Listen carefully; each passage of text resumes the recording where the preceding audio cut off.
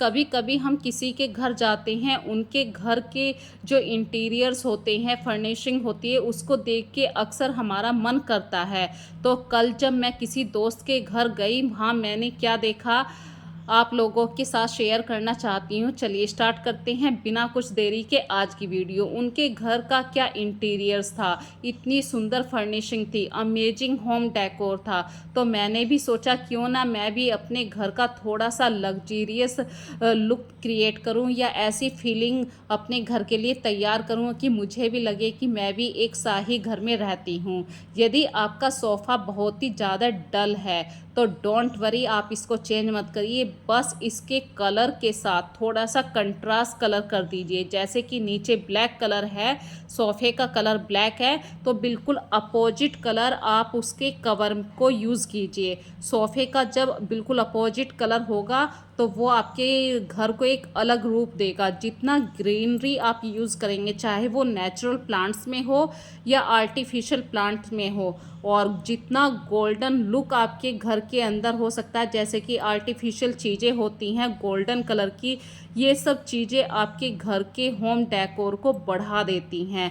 तो अपने घर को सजाने के लिए जितना हो सकता है, भले ही वो चीज़ें सिंपल हैं, उन्हें साफ़ रखिए, क्लीन रखिए और तसल्ली से सलीके से रखिए, तो चीज़ें अपने आप अच्छी दिखाई देने लगती हैं।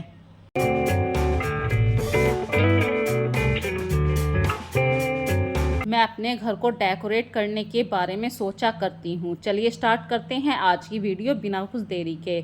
अक्सर मैं अपने घर में जो कर्टेन यूज़ करती हूँ, मैं उन्हें मंथ में एक बार तो ज़रूर बदल देती हूँ। इधर के पर्दे उधर, उधर के पर्दे इधर। इससे क्या है कि एक नया लुक क्रिएट होता है। यदि एक जैसी चीज़ को हम बार बार देखते हैं तो थोड़ा सा बोरिंग सा होने लगता है।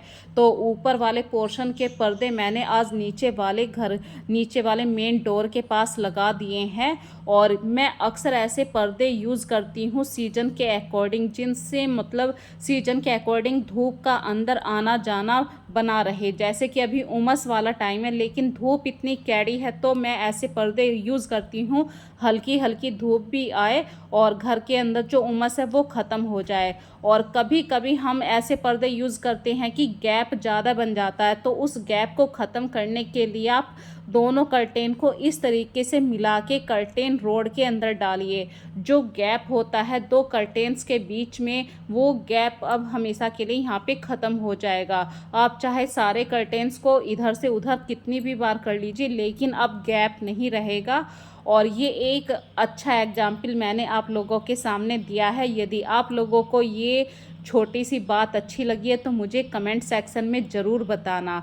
और सीजन के अकॉर्डिंग, जैसे उमस वाला टाइम है, तो मैंने लाइट शेड के कर्टेन यूज़ किए हैं। और अपने घर के इंडोर में अंदर वाले ड्राइंग रूम वाले पार्ट में मैं लटकन वाले कर्टेन यूज़ करती हूँ। ये बहुत ही सुंदर लगते हैं, अट्रैक्टिव लगते हैं। आपके ड्राइंग रूम का मतलब एकदम अलग सा रूप निकल कर आता है।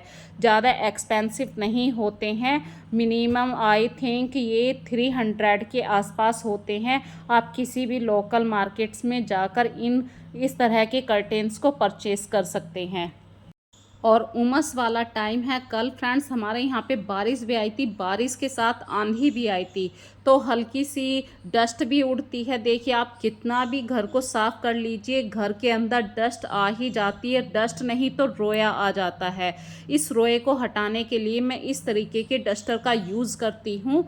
और ये जो कवर मैं अभी अपने सोफ़े के ऊपर लगा रही हूँ, ये कंट्रास्ट कलर में लिया है। और ये एक बेड शीट है, पुरानी बेड शीट नहीं थी, ये बिल्कुल नई थी बेडशीट। मैं इसको यूज़ नहीं करती थी। और मैं क्या सोचा करती हूँ, चीज़ों को डंप करने से अच्छा है उन्हें किसी ना किसी रूप में आप यूज़ कर लीजिए। तो इस सोफ़े की माप के अकॉर्डिंग मैंने इस बेडशीट को अच्छी तरीके से कटिंग करा था, ताकि ये 3 सीटर सोफ़ा और जो वन साइड सोफ़ा है उन पर अच्छी तरीके से आ जाए। फ्रेंड्स, यहाँ पे एक छोटी सी बात बता रही हूँ। सोफ़े और दीवार के बीच में जब हम सोफ़े को बिल्कुल टच करते हैं, तो या तो दीवार का कॉर्नर झड़ जाता है, या फिर बैठते हुए ये बेडशीट जो सोफ़े का कवर बनाया है, ये खिसक कर नीचे गिर जाता है। इस प्रॉब्लम से छुटकारा पाने के लिए देखिए, या तो आप कोई हैंकी का यूज़ कीजिए, या आपके घर में जो टिश्यू पेपर है उसे जितनी छोटी तह में आप फोल्ड कर सकते हैं, छोटी से छोटी तह में फोल्ड कीजिए। दीवार और सोफ़े के बीच में जो गैप है वहाँ पे आप अच्छी तरीके से कसाव की तरह इसे लगा दीजिए। अब जब ये कस जाएगा वहाँ पे, ये जो टिश्यू पेपर है, इस टिश्यू पेपर की वजह से ना तो आपकी बेडशीट खिसकेगी और ना ही दीवार पर आपके स्क्रैचेस पड़ेंगे। ये पॉइंट कैसा लगा आपको ज़रूर बताना। और बरसात के दिनों में फ्रेंड्स अक्सर हमारे यहाँ पे छिपकलियाँ आ जाती हैं। आप कितना भी कोशिश कर लीजिए छिपकलियाँ ना आए। और मेरे सोफ़े के ठीक ऊपर एक बल्ब होल्डर है, इस बल्ब होल्डर के पास अक्सर छिपकली आती है। तो उस छिपकली को मैं कितना भी भगा लूँ लेकिन फिर भी आ जाती है। तो इससे बचने के लिए मैंने इस सोफ़े के पास कम से कम 10 फिनाइल की गोलियां मैं डाल कर रखती हूँ। इसकी गंध से जो जो स्मेल होती है वो छिपकली नहीं आती है। ये ट्रिक आप लोगों को कैसी लगी ये भी ज़रूर बताना। अब फ्रेंड्स बात करते हैं कुशन की। ये कुल्टेड कुशन भी कह सकते हैं या फोम वाला एक कुशन है। इसमें जब आप कुशन को सेट करते हैं बहुत ही अच्छी फिटिंग आती है। और कुशन हमेशा अपने सोफ़े के कंट्रास्ट में भी ले सकते हैं, अपोजिट में भी ले सकते हैं और शेडेड भी ले सकते हैं। अब देखिए इस कवर के अंदर जो क्रीम शेड है, आपको वाइट लग रहा होगा पर वो लाइट क्रीम है। और मैंने जो सोफ़े के कुशन यूज़ करे हैं वो लाइट शेड में ही यूज़ करे हैं। अभी मैं यहाँ पे रंग बिरंगे से कुशन यूज़ करूँगी क्योंकि पिछली बार मैंने यूज़ करे थे बिल्कुल एक जैसे कुशन थे, वो लुक मुझे ज़्यादा अच्छा नहीं लगाता। तो कभी कभी अपने ड्राइंग रूम को ट्रांसफॉर्म करने का मन करता है और करना भी चाहिए। महीने में 2 महीने में ऐसा ज़रूर करना चाहिए। इससे एक फोकल पॉइंट क्रिएट होता है अपने सोफ़े पे। आप ज़्यादा अच्छा दिखाने के लिए लार्ज कुशन सबसे पीछे रखें और लार्ज कुशन के साथ स्मॉल कुशन को भी आप एडजस्ट कर सकते हैं। लार्ज कुशन को जब आप अपने सोफ़े के कॉर्नर पर रखेंगे तो उसको लेयर अप करिए। तो अब क्या होगा, दोनों कुशन एक बैलेंस क्रिएट करेंगे, आपको इतना अच्छा कॉम्प्लीमेंट मिलेगा, हर कोई आपकी तारीफ़ करेगा। तो इस बार मैंने अपने घर को डेकोरेट करने के लिए एक थीम के बारे में सोचा था। वो थीम थी ब्लू वाइट ऑफ वाइट वाली। तो ब्लू एंड ऑफ वाइट के अकॉर्डिंग ही मैं अपने पूरे ड्राइंग रूम को इस बार डेकोरेट कर रही हूँ। आई होप आप लोगों को ये टच अच्छा लग रहा होगा। Blue end of white cushion के साथ हाईलाइट कुशन जरूर यूज अट्रैक्टिव बनाना है, स्टाइलिश करना है तो आप यूज़ कीजिए कोई भी अट्रैक्टिव टेबल कवर। तो मैंने यहाँ पे एक बिल्कुल मैचिंग कवर ही यूज़ कर रही हूँ। बिल्कुल जो सोफ़े के ऊपर जो बेडशीट मैंने यूज़ करी थी उसमें से मैंने कुछ कपड़ा इस तरीके से कटिंग करी थी कि इस सेंटर टेबल पे एक लाइनर की तरह मैं उसको यूज़ करूँगी। ज़रूरी नहीं है कि हर कॉस्टली चीज़ ही अच्छी लगे, कभी कभी बिल्कुल सिंपल चीज़ें भी आपके ड्राइंग रूम को सिंपल एंड सोबर बनाने से आपका ड्राइंग रूम बहुत ही अच्छा लगता है, अट्रैक्टिव लगता है। तो मैंने अपने सोफ़े कवर के साथ जैसे मैचिंग है बिल्कुल वैसे ही इस सेंटर टेबल पर एक लाइनर यूज़ किया है। इसी तरीके से आपके ड्राइंग रूम में रग है, कालीन है, जितने हैवी होंगे, मोटे होंगे, थिक मटेरियल के होंगे, उतना ही कालीन स्टेबल रहेगा। अक्सर आपको इस बरसात के सीज़न में महीने में एक बार अपने कालीन को साफ़ करके सुखाना ज़रूर चाहिए। या तो आप इसे ड्राई क्लीन करवा सकते हैं, यदि ये हैंड वॉशेबल है तो आप इसे मशीन में धो सकते हैं जैसा कि अभी आप इस क्लिप में देख रहे थे। और कभी कभी आपके घर में इतने ज़्यादा मेहमान आ जाते हैं तो बैठने वाले एरिया को बढ़ाने के लिए मैं अलग से एक रग को इसके साथ प्लस कर देती हूँ। इससे क्या ये रनर इतना सही लगेगा, इसके साथ मैचिंग हो जाएगा। और यहाँ पे मैं 2 छोटे स्टूलों का भी यूज़ करूँगी।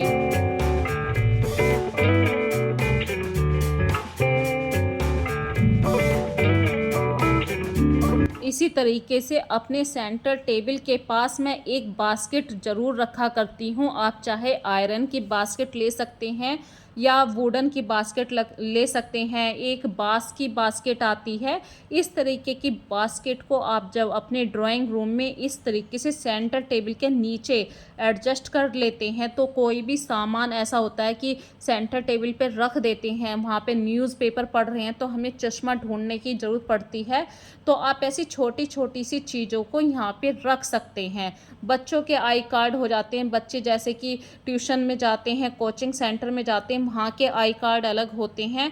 इस तरीके से बहुत सारी चीज़ें होती हैं। कभी कभी आप अपने सोफ़े के ऊपर सोफ़े थ्रो का भी यूज़ करते हैं। यदि यदि आप भी सोफ़े थ्रो का यूज़ करते हैं, इट्स मीन अपने सोफ़े पे कोई ब्लैंकेट रखते हैं, बेडशीट रखते हैं, जैसे कि आप बैठे हैं और आपको किसी कपड़े को ओढ़ने का मन कर रहा है, तो इसको हम सोफ़ा थ्रो कहते हैं। तो बिल्कुल मैचिंग भी ले सकते हैं और कंट्रास्ट कलर में भी ले सकते हैं। इसी तरीके से अपने ड्राइंग रूम में एक साइड स्टूल ज़रूर रखिए और वहाँ पर आप अपने हाथ से बनाया हुआ कोई भी एम्ब्रॉयडरी वाला जो कवर होता है उसको रख सकते हैं, क्योंकि स्टूल के ऊपर यदि आप किसी कवर को लेयर अप करते हैं, इससे आपका ड्राइंग रूम कुछ अट्रैक्टिव दिखाई देता है। इसी तरीके से आप अपने एंट्रेंस गेट के पास जो कंसोल टेबल आप बोल सकते हैं, मतलब जिसकी लंबाई ज़्यादा हो चौड़ाई कम हो, उस टेबल को हम अपनी भाषा में कंसोल टेबल भी कहते हैं।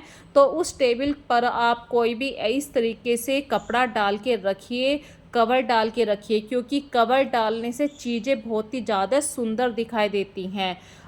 And always try to take some vibrant colour. आप हमेशा वाइब्रेंट कलर का ही यूज़ कीजिए, जिससे आपका जो अरेंजमेंट होगा, चाहे वो कंसोल टेबल हो, साइड स्टूल हो या आपके सोफ़े के कवर हों, इनसे ये ज़्यादा स्टाइलिश लगते हैं।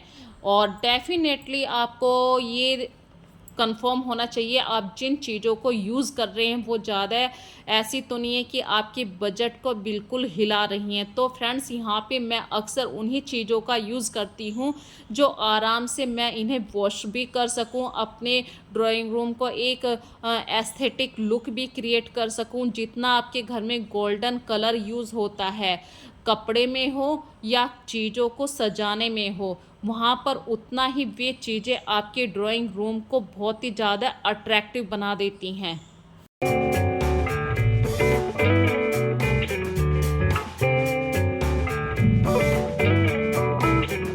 और यदि आप अपने घर में ग्रीनरी का यूज़ करते हैं, नेचुरल प्लांट्स का यूज़ करते हैं, तो इनके पत्तों पर जो डस्ट बैठ जाती है, प्लीज़ क्लीन ज़रूर कीजिए, क्योंकि आपकी सारी मेहनत वेस्ट हो जाती है यदि आपके इन नेचुरल प्लांट्स के लीव्स पर डस्ट दिखाई देती है। तो फ्रेंड्स, चाहे प्लांट्स आर्टिफिशियल हो या नेचुरल है, उसे क्लीन ज़रूर रखिए। और मैं चीज़ों को जब तक सही से रखती रहती हूँ, जब तक मेरे मन को सेटिस्फाई नहीं हो जाता कि ये चीज़ अच्छी लग रही है या नहीं। मैं चीज़ को 2 बार ज़रूर करके देखती हूँ, यहाँ पे अच्छी लगी है, यहाँ पे इसका अलग से लुक लेकर आया है या नहीं।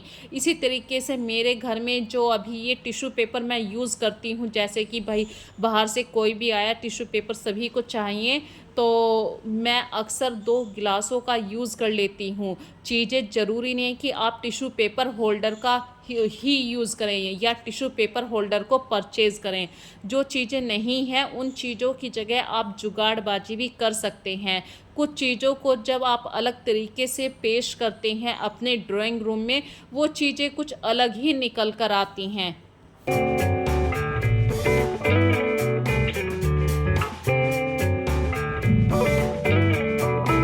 जितना आप अपने ड्राइंग रूम में ग्रीनरी या नेचुरल प्लांट्स ऐड करोगे, उतना ही लग्जीरियस फील करेंगे, लग्जीरियस लुक क्रिएट करेंगे, आपका बजट भी नहीं हिलेगा। सो इट्स वेरी इंपॉर्टेंट कि आप अपने ग्रीन प्लांट्स को आर्ट इफ़ेक्ट्स के साथ कॉम्प्लीमेंट करें, टेबल के पास रखें, गोल्डन एस्थेटिक का यूज़ करें, ग्रीनरी का यूज़ करें। इसी तरीके से महंगे 100 पीस का यूज़ करना ज़रूरी नहीं है। मेरे पास ये 2 साल पुराना एक 100 पीस है, जिसमें कि सैंड ऊपर से नीचे की तरफ आता है एक टाइम लिमिट के अंदर। तो अपने घर में जो पुरानी चीज़ें हैं उन्हें नीट एंड क्लीन करके भी आप अपने ड्राइंग रूम को एक एस्थेटिक लुक दे सकते हैं। प्लांट का यूज़ कर सकते हैं। जो वहाँ पे चीज़ें अच्छी नहीं लग रही हैं उन्हें वहाँ से हटा दीजिए। तो फ्रेंड्स, आज की वीडियो आप लोगों को कैसी लगी? ड्राइंग रूम के ऊपर की वीडियो थी। बिल्कुल नेचुरल चीज़ों से मैंने अपने घर को सजाया है या पुरानी चीज़ों को अच्छे तरीके से पेश किया है। तो फिर मिलेंगे एक नई वीडियो में। So take care friends.